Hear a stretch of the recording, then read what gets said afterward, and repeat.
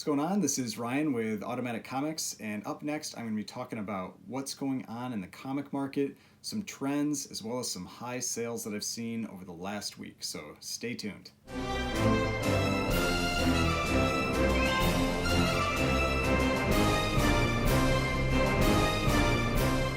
Alright, so before we get started, please remember to hit that like button and hit the subscribe button if you'd like to see more content like this. Now, I've been doing these market videos now for about 8 weeks, and recently it has really been sending some mixed signals. And so to me, this is the time to really start paying attention to what's going on, looking at pricing, everything like that, to see where the market is going to be going. And if you've watched my last few market videos, you know that what I do is I track sales for the weekly Heritage comic auction. I estimate the prices of between about 160 and 200 books. I capture the prior high sales for that book, and then I compare that to what those books actually sell for on Heritage that week. Now, in my video last week, if you watched that one, that was the first time I saw real signs of weakness in the comic market, with sales numbers going more often below my estimates and seeing kind of some more extreme low sales with compared to my estimates. So that was something that I really wanted to pay attention to and see what was going to happen this week and in the coming weeks. And this week I did see a little bit of strength return, so just something why it is important to watch this every week to see what's going on. And I always want to caveat this with, these numbers aren't perfect. I do take a large number of sales to try to get a good representation of the comic market, but you know, it's still just a estimate, so you have to remember that there's basically some range around any of the numbers that I'm reporting. Now, these sales were before the Promise collection that sold this week on Heritage that I talked about in one of my prior videos, as well as the signature auction on Heritage this week.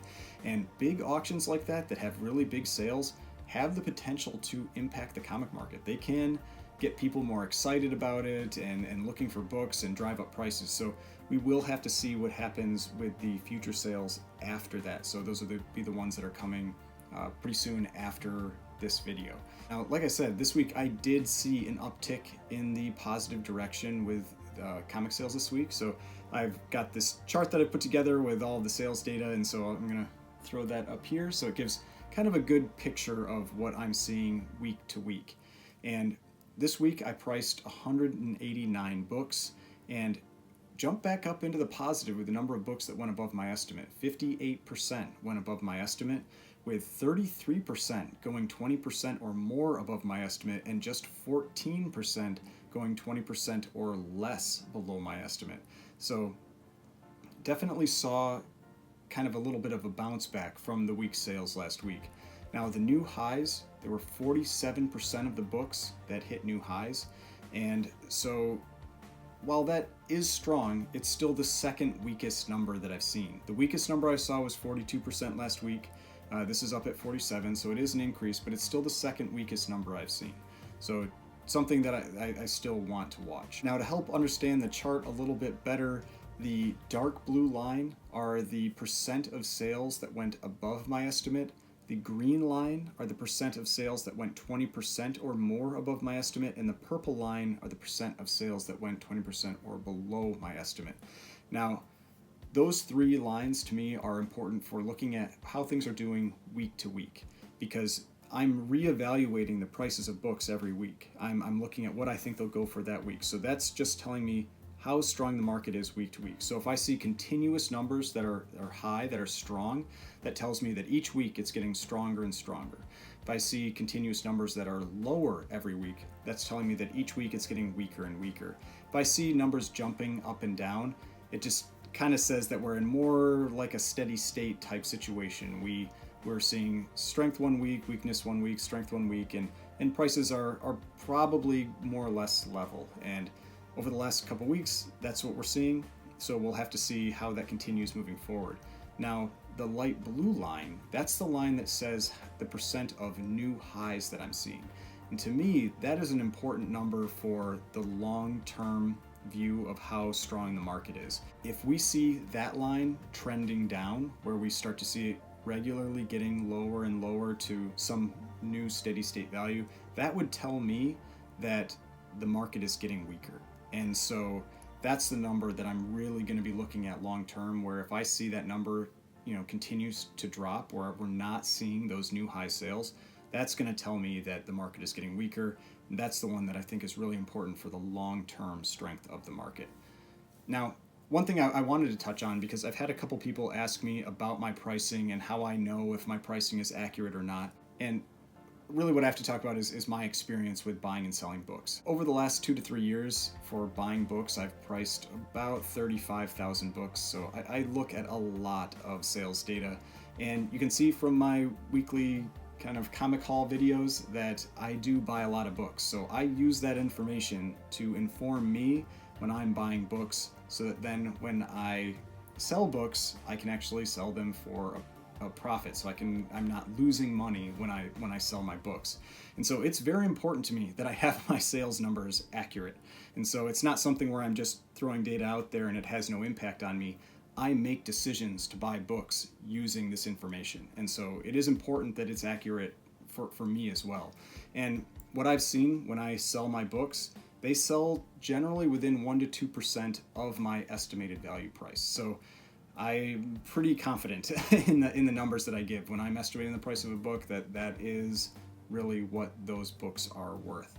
And now this recent market with all the spikes recently, that's impacted those numbers a little bit, because if I buy a book and a month later it's worth 100% more, that's not the same as the normal market where prices are pretty steady for long periods of time. And so it's harder to make that comparison with the current comic market, but that's how it's been prior to the last few months. All right, now let's talk about some of the trends that I saw this week. Now this week was again a little more mixed, and I think it's important to note that I've said that the last 3 weeks.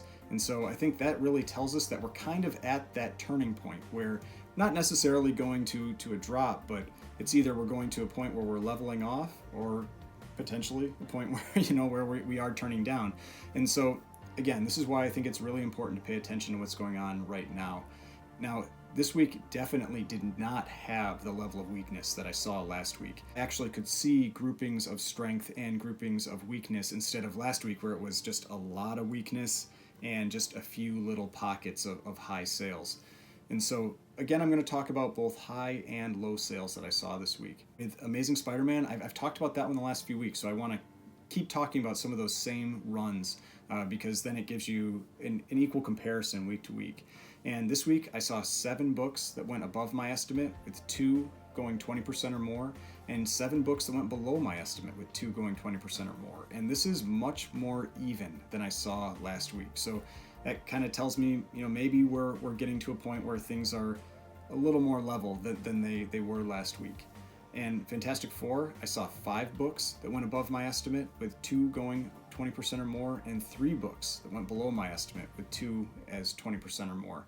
And so this is the exact opposite of last week, where I saw more weakness than strength. So again, seeing a little bit more strength this week, but still very, very even between the two.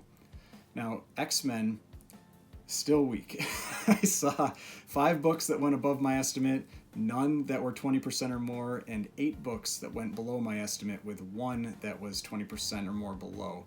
Now, again, still weakness, but a lot less than last week. And I've been saying this about X-Men for multiple weeks. That run of books, it went up so high, so fast, and it was before everything else that it's really just, I think we've seen it level off and kind of take that little bit of downturn. But like I showed this week, a lot less on the extremes, not tons of books that were going 20% or below, just 1 out of 8. So definitely things seem to be maybe calming a little bit with the X-Men books.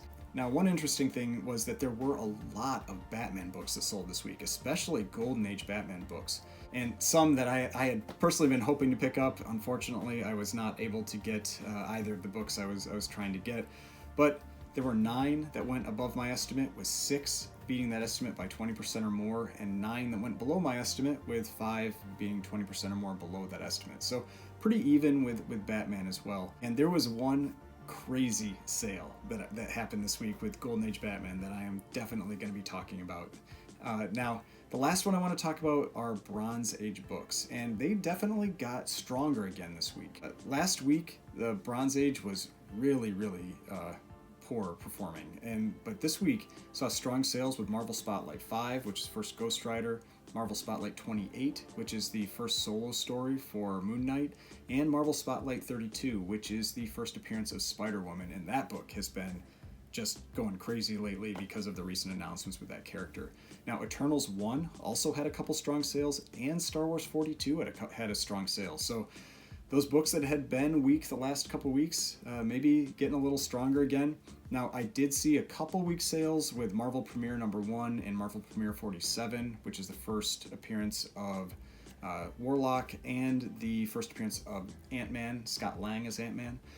But they were just barely below my estimate. So they were lower than my estimate, but really close, so really not that weak at all. Now, like last week, this week I decided to show some high and low sales, so let's talk about those sales. Now, this first one was, this was a crazy one to watch, and I'll throw the picture up there, and you see this is Batman number 1, but it is just the back cover. So you can see the grade is CBR, it's just cover. And this sold for $11,400 for that back cover. And I just thought this was a really interesting sale. I don't think I've ever seen a back cover sale in any of the Heritage auctions that I've watched. It's possible I missed one, but I don't think I've ever seen that before. And obviously, Batman number 1 is a very important book. It is the first appearance of the Joker. It is the first appearance of Catwoman. It is a massive Golden Age key. But this is just the back cover. And so kind of for comparison, there was a 0.5 that sold in April of this year that was missing the back cover for $51,600. And there was a 0.5 that sold in March of 2020 that was missing the front cover that sold for $12,600. So that means that the person that bought that book for $12,600 that just had the back cover and all of the interior pages, I think they must have gotten a huge steal, because that means all those interior pages were only $1,200. And if you've seen individual pages sell, they can sell for $500, $1,000 or more for just one individual page. This book has 68 pages, so that's 34 sheets, including the front and back cover. So just the pages alone, a coverless copy, I bet is worth $15,000 to $20,000 now. And so, like I said, that person that bought that book that just had the back cover just got a steal. And so definitely do not underestimate how much pieces of books can be worth. Now, my guess is the person that bought this probably has a book that's missing the back cover. They may have even been the person that bought that copy for $51,000 in April that was missing the back cover, and they're looking to marry them together so that they then now have a complete book. So that's just my guess, but I think that would be a definite reason for paying that kind of money just for a back cover. Now, the next sale I'm going to talk about is a low sale. This is Batman number 11 and a CGC 2.5 that sold for $3,120. Now, this is a classic Joker cover. It is his third cover overall and just one of the best Joker covers from the Golden Age. And honestly, I'd been trying to pick this one up. I was hoping to buy this one, and I was shocked that it went for this low. And I had actually bid on it, but it went a little more than I had the money to pay for at the moment. And so I couldn't go any higher, and so did not get it, unfortunately. But I had an estimated price of $3,900, and so this went 20% below my estimate. The prior high was $3,900 just on April 10th. And there was a $3,800 sale on April 4th. So I actually thought this would probably have gone above that with how strong the market has been recently. And I know I'm going to be kicking myself that I didn't end up picking up that book in the future, because you just don't get chances to get books like that at a discount very often. But if you don't have the money, I only buy when I have the cash to pay for it. I don't buy these books on credit. I don't take that risk, and so couldn't pick it up. And so it is what it is. But there are a lot of great Golden Age Joker covers out there across Batman and Detective Comics, so even if you can't get this book, there are other ones that are available. And I would just say, if you're looking for those, if they're in the 40s, you're going to probably be paying a pretty significant premium. They're pretty expensive if you're in the 40s. So just be aware of that, but you can find them in low grades and you can get them for reasonable prices. I definitely have picked up books like that for under $1,000. So they are books, if you're looking for Golden Age Joker covers, they are out there. You just gotta keep your eyes open and watch as much as possible because they are Golden Age, they are rare, they don't come up all that often, but you can find them. All right, now jumping back to a high sale, and we are going way far away from the Golden Age up into kind of more of the copper modern time. And this is Crow #1 in a CGC 9.4 that sold for $1,800. And this is a record in this grade. Now, this isn't the first appearance of the Crow, but it is by far the most in-demand and popular book for that character. And it's just, there is so much black on this cover, and it's from Caliber Press, which is known to have used kind of some inferior materials, so getting them in high grades is very difficult, even though it's from 1989. And you also want to be careful though when you're buying this book raw, because there's a second and a third print that look almost identical, and so you got to be careful with that. And I don't know why this book has been spiking so much. I'm not aware of any real news around it. If somebody knows of it, put it in the comments, but I'm not aware of anything really that's coming with that character. But it's been going up a lot. And I had estimated the price of this book at $1,500, and this was 20% above my estimate. Prior high was $1,600 on May 7th, but it had also had a sale of $1,325 on May 8th. And there had been multiple sales between $1,300 and $1,600 over the last 6 months. So that's why I had it at $1,500. But a 9.8 just sold on Heritage in their signature auction for $9,600, and that was a big record for that book.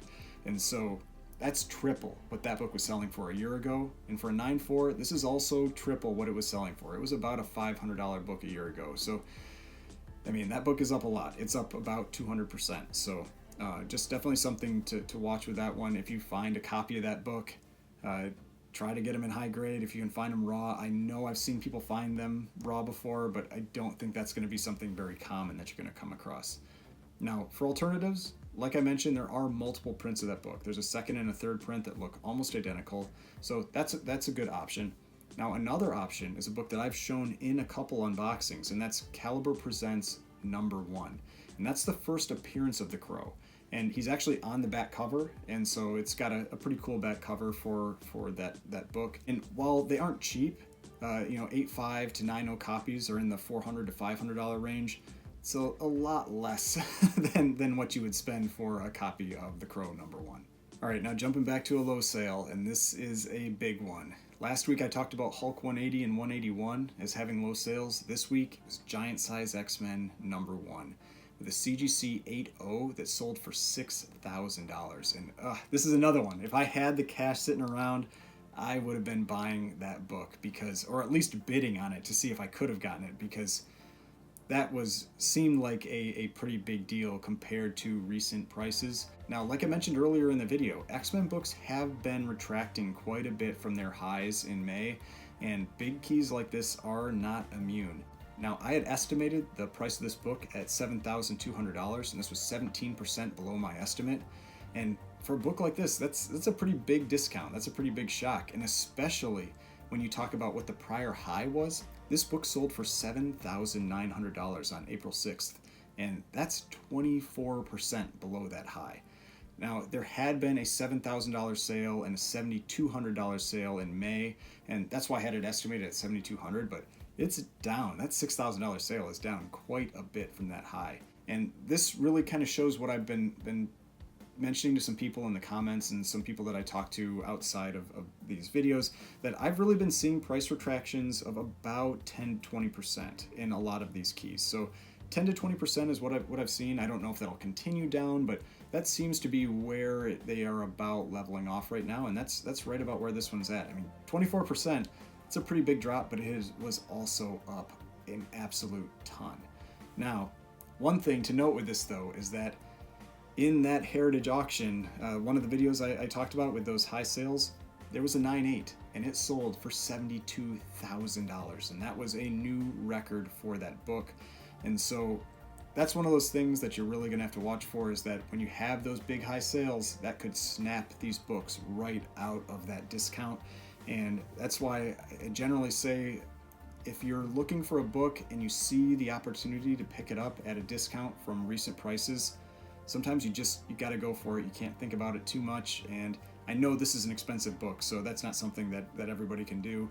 But if you're in the market for this book and it's kind of in that decreased price mode right now, this might be the time to try to grab it before it starts to go back up, because this is another one of those that once we get any type of news of mutants or the X-Men getting a movie or anything like that, any discount that's there on this book is not going to be there anymore. And so really the weakness that we're seeing in X-Men 1, X-Men 94, Giant Size X-Men 1, take advantage of that right now. I would recommend it. That's the type of books that if you're in the market for them, really be looking to get them now, because I don't see that weakness lasting for a very long time. All right, now back to a high sale, and this is a huge Silver Age key. This is Hulk #1 with a CGC 3.5 selling for $21,000, and that was a big record for this grade. And if you're not aware, this is the first appearance of the Hulk. Just an awesome cover, and it's really tough to get a nice presenting copy of this book. And this one looks really nice, especially for a 3.5. It was also a white pages copy, and that generally will command a premium, especially with these older Silver Age keys. And I mean, this is one of the ones that really hasn't moved quite as much. I had been kind of surprised at how little this book has moved compared to some of the other big Silver Age keys. Now, I had estimated the price of this book at $16,500, and this was 27% above that estimate. And again, that's a big jump for this book. The prior high was $14,605 all the way back in December of 2019. But it had also had a sale of $14,400 in just February of this year, and it had been down around $11,000 as recently as November. So this book had really kind of been flat and down for quite a while. And prices have been all over the place with it. On March 11th, the 4.5 sold for $13,800. On May 31st, a 2.5 sold for $16,200. And on April 13th, a 3.0 sold for $11,750. So it's a tough book to price. And part of the reason for that is it just doesn't sell very often. There are not very many of them. When you look at the census for this book, it's pretty crazy how few of these are out there. So if we're talking about blue labels, so the universal copies, the ones that aren't restored, aren't signed, anything like that, Hulk 1 has 1,288 blue labels. X-Men 1 has 3,795 blue labels. Fantastic Four 1 has 1,706. Amazing Fantasy 15 has 2,198. Tales of Suspense has 1,762. Journey into Mystery 83 has 1,532. Daredevil #1 has 4,069. And Amazing Spider-Man 1 has 2,892. So this book has way less than every other major Silver Age book.